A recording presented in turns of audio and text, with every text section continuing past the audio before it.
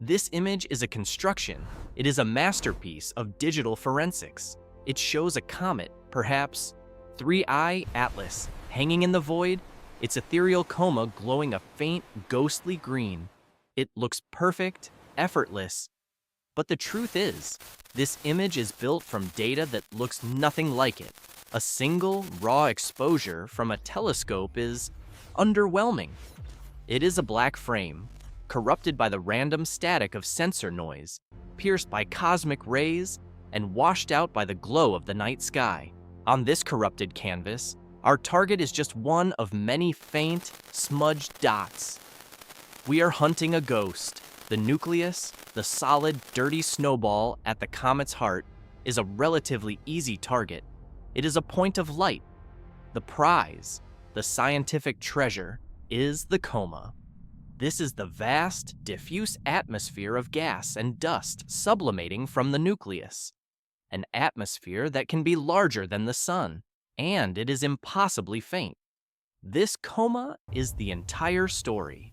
When 3I Atlas was first detected, the immediate question was, is it another Oumuamua?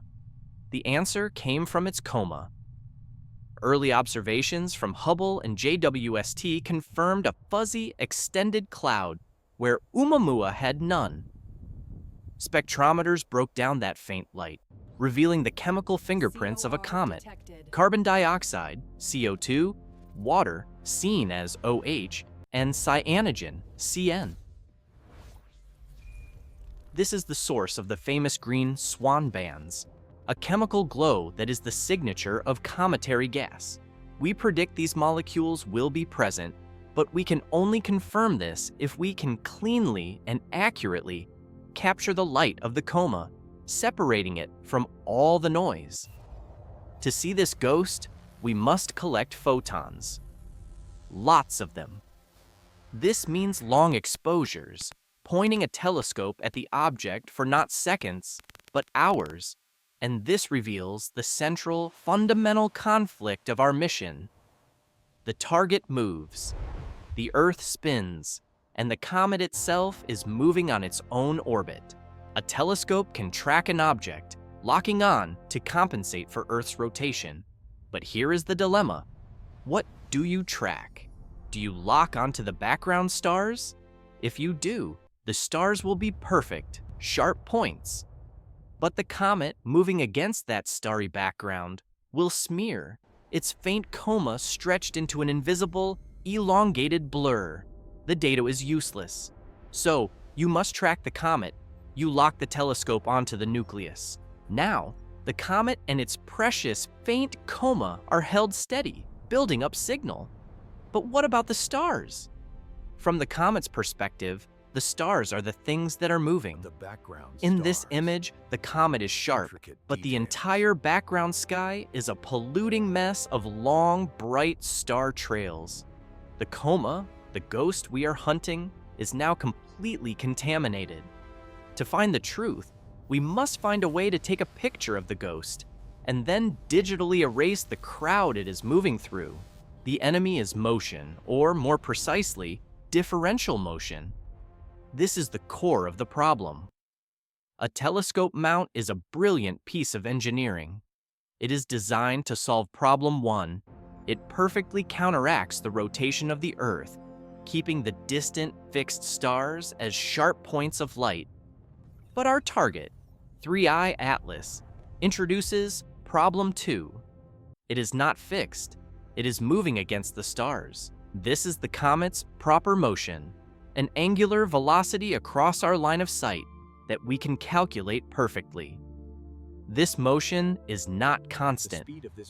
When 3I Atlas was far away, it appeared to crawl, moving only a few arcseconds per hour. But as it accelerated toward its perihelion and its crucial Mars flyby in October 2025, its apparent speed from our perspective increased dramatically. This makes a single, long exposure impossible. We are forced into a choice, and both options are failures. Track the stars. We set our telescope to follow the star field. We open the shutter for 1 hour. The result? a beautiful image of the background stars, perfectly sharp. But our comet, which moved, say, 30 arcseconds during that hour, is no longer a point. Its nucleus is a faint streak. Its infinitely fainter coma is smeared into non-existence.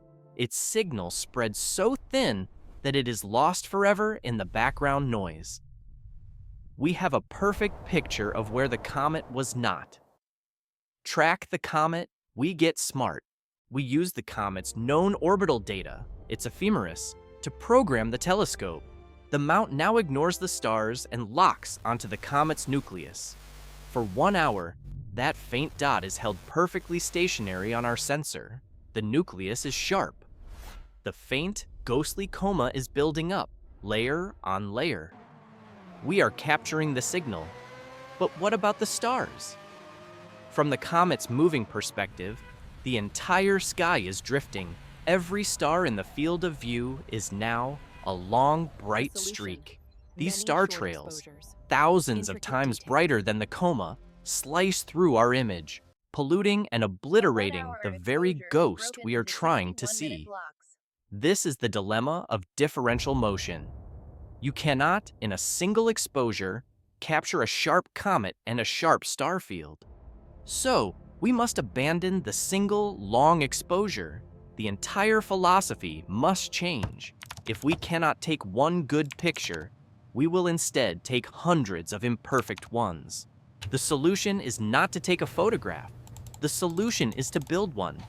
This is the process of digital stacking, or integration, and it is a two-part campaign.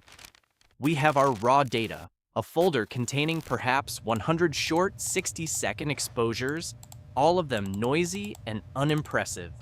Our goal is to create two separate, perfect masters from this raw material. First, we build the Comet stack. We load all 100 images into a specialized program. We tell the software, find the comet nucleus in every single frame. The software analyzes the images and locks onto the faint moving dot. Then, it aligns all 100 images, digitally shifting each one so that the comet's nucleus is in the exact same pixel location in every frame. Now, we have a stack of 100 images, all perfectly centered on the comet. From the comet's perspective, the background stars are a chaotic jumble of points, in a different place in every single layer. Then, we tell the software to combine them. It uses a statistical process like a median or sigma clipping algorithm. For every pixel, it looks at the 100 values for that spot. The faint, persistent signal of the coma, which is in the same place in all 100 frames, adds up. It gets brighter, it gets stronger. The signal accumulates. But what about the noise, the random sensor static, that by its very nature is random in every frame? It gets averaged out, fading into a smooth, clean background. And the star trails? The algorithm sees a bright star in one frame, but not in the other 99 for that same pixel. It identifies this as an outlier, a piece of noise, and rejects it. The result is almost magical. The noise and the stars vanish. The faint, ghostly signal of the coma, buried in the noise of a single frame, emerges. We have our first master, a clean, sharp, detailed image of the comet and its coma, floating in an empty black void. But we are not done. We go back to our 100 raw images. This time, we build the star stack. We tell the software, ignore the comet, find the stars. The software now aligns all 100 frames to the fixed star field. The stars are all locked in place. The comet, from this perspective, is the object moving, a faint smudge in a different position in every frame. We run the same stacking algorithm. The stars add up, becoming sharp and clear. The background noise is averaged away. And the comet. The algorithm sees it as the outlier, the noise that moves and rejects it. The result is our second master, a perfect, deep image of the star field. as if the comet had never been there at all. We have successfully and surgically separated the signal from the signal. We have the ghost, and we have the crowd. Now, we just have to put them back together. The divide and conquer strategy of building two separate master images, one of the comet, one of the stars, is just the beginning. The real genius is in the mathematics of how we create them. Specifically, how do we make the comet stack starless? We are working with our 100 images, all digitally aligned to the comet's nucleus. In this stack, the comet is stationary, and the stars are the moving noise we need to eliminate. We do this pixel by pixel, using statistical rejection. Let's follow a single pixel, one that lives inside the faint, ghostly coma. An algorithm looks at this exact pixel location across all 100 frames. It gathers 100 different brightness values. In 95 of those frames, it sees the faint, persistent signal of the coma. In 3 frames, it sees random, dark sensor noise. In 2 frames, a bright star happens to trail directly over this one pixel. If we just average these 100 values, the 2 hyper-bright star values would skew the entire calculation, creating a bright, artificial speckle. The image would be ruined. So, we use a smarter algorithm, like median stacking. Instead of averaging, the software takes those 100 values, sorts them in a list from darkest to brightest, and simply picks the one in the middle, the median. The random noise is at the bottom of the list. The bright star trails are at the very top. They are both ignored. The algorithm selects a true value for the coma, instantly rejecting the outliers. An even more powerful method is sigma clipping. Plausible mechanisms. This algorithm first calculates a simple average and a standard deviation, sigma, for those 100 values. The standard deviation is a measure of how spread out the data is. The algorithm is then given a rule. Reject any data point that is, for example, more than 3 sigma away from the average. That bright star trail? It's not 3 sigma away. It's 50 sigma away. It is so statistically improbable that the algorithm instantly clips it, throws it out of the dataset. The algorithm then recalculates a new, much more accurate average, using only the good data that remains. This process is repeated automatically for every single pixel in the image. The result is a master frame of the comet that is statistically, surgically, and beautifully starless. At the same time, we've created our star stack, where the stars were aligned and the comet was the moving outlier that got clipped. Now, we have our 2 perfect files. The final step is composition. We open the star stack in an editing program. We then paste the comet stack as a new layer on top. We set the blending mode, and for the first time, the final, impossible image appears. A sharp, detailed comet with its faint, ghostly coma, perfectly placed in a deep, sharp, and untrailed field of stars. We have the final image, a perfect composite of a sharp comet and a sharp star field. But now, we have a new problem.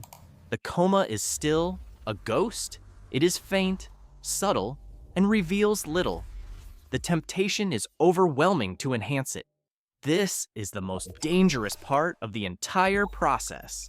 This is where science can be lost to art, and where features can be invented from nothing. The data in our comet stack is linear. This means the bright nucleus is thousands of times brighter than the faint outer coma. To see the coma, we must perform a nonlinear stretch. We apply a curves adjustment that dramatically brightens the faint data while barely touching the bright data. Suddenly, the ghost appears. We can see the coma, but we also see the model, the underlying faint noise we could never fully remove. Now, the temptation is to clean up that model. We apply a sharpening filter, a gibuei, deconvolution or unsharp mask algorithm. This algorithm is designed to find edges, to increase the contrast between adjacent pixels, and this is where we can accidentally invent a discovery. What happens when you ask a sharpening algorithm to find edges in a field of random noise? The algorithm finds them. It connects random pixels into chains, amplifying the noise into structures. Suddenly, our image has a sharp linear jet erupting from the nucleus. But it is not real. It is a processing artifact. It is a lie. This is the great peril. An astronomer, perhaps studying 3I Atlas, wants to find jets to explain its non-gravitational acceleration. This confirmation bias can make an artifact look like a Nobel Prize. We see this with other features. A comet can display a sunward spike or anti-tail. This is a known, real, and natural phenomenon, a plausible mechanism where we are simply seeing dust scattered in the comet's orbital plane. It is a diffuse, geometric illusion, but an overeager imager can enhance this faint fan with contrast and sharpening until it no longer looks like a diffuse illusion. It looks like a solid, artificial spear or a directed energy exhaust. The same is true of color. The Coma of 3I Atlas really does glow green, a signature of C2 swan bands. But to make a prettier picture, an imager might crank the color saturation, turning the subtle scientific green into a toxic neon smear. This enhancement drowns all other data, the faint blue of the ion tail, the reddish hint of the dust tail, and gives a false impression of the comet's chemistry. In this field, the most beautiful image is often the biggest lie. The final and most difficult part of the process is not in the stacking, it is in the restraint, it is in knowing when to stop, and in presenting an image that is not clean, but true. We are left with a final critical question. We have an image. It has a feature, a jet, a sunward spike, an anomaly. But how do we know it is real? How do we prove that we did not invent it? This is the test of replication. It is the absolute ironclad foundation of all science. A single image is not a discovery, it is a claim, and that claim must be verified by others. If the jet we see in our image is real, it is not an artifact of our telescope, our camera, or our software. It is a physical structure on the comet. Therefore, it must be visible to everyone. This is the gauntlet. First, an independent observer at a different observatory using a different telescope must capture their own images and find the same feature. Second, a different team using different processing software must be able to take our original raw data and, applying their own workflow, also arrive at the same conclusion. This proves it is not a quirk of a single algorithm. Third, the feature must be persistent. It must be visible in data taken on Monday, Tuesday, and Wednesday. A one-frame jet is a cosmic ray. A jet that lasts for 72 hours is astrophysics. This is why the 3I Atlas observation campaign was so vital. Early ground-based telescopes saw a CO2-dominated Coma. That was a claim. Then Hubble and JWST aimed their mirrors and saw the same thing. That was confirmation. Then, as it passed Mars on October 3, 2025, ESA's ExoMars TGO tasted its Coma in situ and confirmed the CO2. That was replication. This process is also why we practice media hygiene.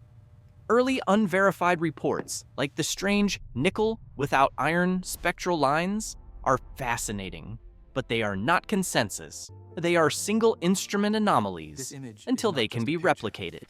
They are the beginning of a question, not the end of an answer. The final published astrophoto, the one that makes it into the journals, is, in many ways, a compromise. It is not the prettiest. It is not the sharpest or the most neon-colored. It is the most honest. It is the image that has been stretched but not broken. It is the image that has been cleaned but not sterilized of its truth. It is a picture of a ghost, but a ghost that has been seen by many at the same time in the same place.